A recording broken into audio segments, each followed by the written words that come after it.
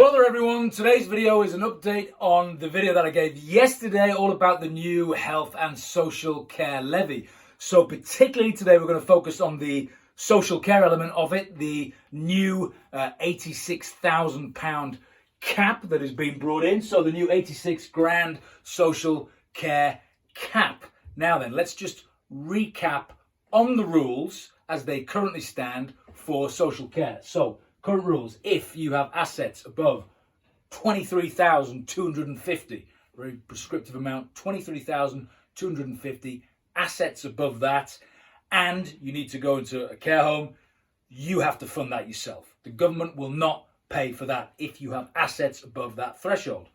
What about if you need care at home? Instead of going into a care home, you have your social care at home where you live. Carers come in, look after you.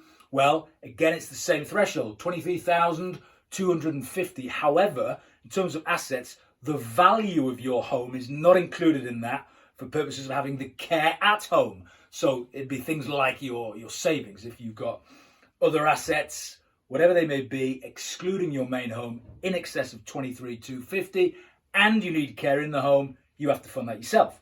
So contribution from income, not as well known. Let's say that you don't have to pay anything to contribute towards your care based on your asset size, what your net worth is. However, you may still have to pay something from your income. So even though you're not eroding your assets, depending on your circumstances and what your income is, you may have to contribute an amount from your regular income to go towards your social care. What do they say? The average costs in the UK of social care, £36,000 a year. That's what they say. It costs £36,000 a year for social care to be in a care home, for example. 36 grand. And 1 in 10 people pay more than £100,000 in social care. So 10% of people pay in excess of 100 grand for their social care. So let's have a look at some of the detail that came in yesterday. What are the changes? Well, from October 2023, so a couple of years from now, if you have assets in excess of £100,000, that's the point at which you will no longer be subsidised by the government. You will pay for all of your social care above that threshold. So if you have assets between 20,000 and 100,000 and you start to go into care, you start going to a care home, you've got assets between 20 and 100, that cost of your care is subsidised from that point. The point at which you go into care, you will pay for some of it yourself and the government will pay for the balance from day one.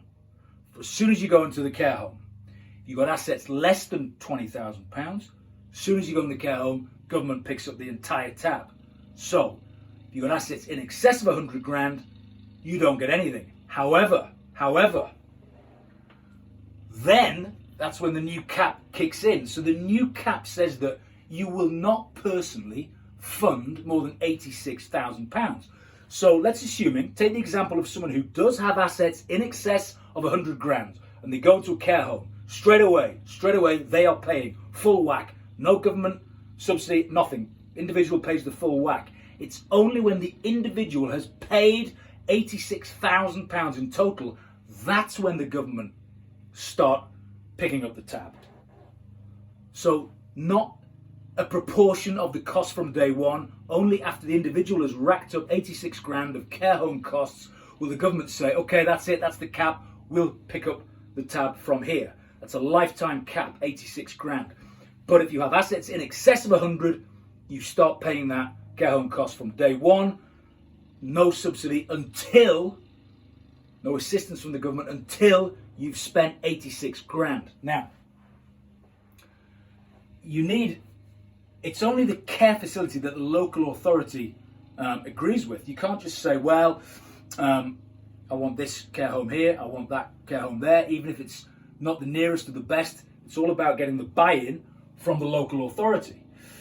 Now, what you've also got to bear in mind is that this 86 grand cap that you are you're paying the first 86,000, it doesn't include day-to-day living expenditure.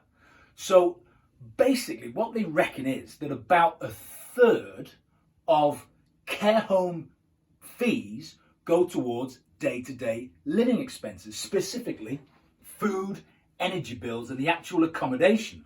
So 1/3 is on that, 2/3 is on the actual care element of the looking after you. So assuming, going with the average figures, it costs 36 grand a year to be in a care home, that means £12,000 a year is on the day-to-day living, and that cap is excluded. It doesn't count that, which means that when you start paying for yourself, it's only the care element, which in this example would be £24,000, that counts towards the cap. So you hit that 86,000 that much longer, because the bit that relates to day-to-day living, say a third, that doesn't count towards the cap. So £24,000 a year, based on the average, you would pay towards the care, and 12,000 living expenses. What does that mean? Well, that means that when you hit the cap, when you've spent 86,000 on just the care components, you still have to fork out, you have to find the 12 grand a year for the day-to-day living costs of that fraction of the overall care home price. In the bundle of the fee, assuming it's a third, and assuming the national average, that would mean £1,000 a month. So you've hit the cap, which means the government start paying, but they start paying just for the care element. You have to fork out, on average, £1,000 a month still, even when you've hit the £86,000 cap, for the day-to-day living, the food, the accommodation, and the other bills, utility bills. So bear that in mind, that even when you've reached the cap and you think, great, the government's going to come in, pay for the rest, remember, roughly a third of those care home costs, they will not pick up the tab for that. Very important. So just looking at some numbers and some timelines. Assuming then that it's going to be £24,000 a year that you'd have to pay, again, assuming you've got over 100 grand of assets to begin with, so you start paying for your care home on day one, as soon as you go in there, £24,000 a year. How long before you've exceeded this new lifetime cap of 86,000? Well, that's about 3.5 years.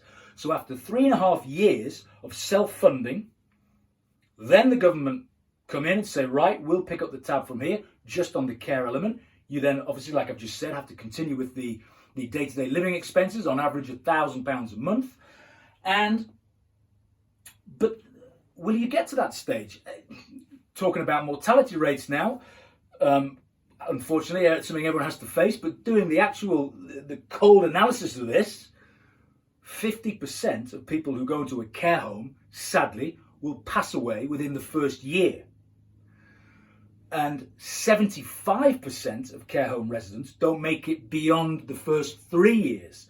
So I've said that, on average, to even get the cap breached where the government will jump in and pay for it, you need to be in a care home for at least 3.5 years. But most people won't even make it that long, sadly. So that's just an overview there on a deeper dive into this new £86,000 cap. Crucially, the fact that it only applies to the care element, which means you will have to self-fund that, if your assets are large enough, for that much more longer than you might have otherwise thought when you saw the headlines yesterday, because the day-to-day living costs are excluded from the cap. So, quick bit of maths, 24 grand a year on average, 3.5 years you've got to fork out for. But like I said, sadly, most people will not be in a home long enough to get to that cap where the government will dive in. So, just an overview there. If you like this video, please do subscribe right there, and I'll see you soon.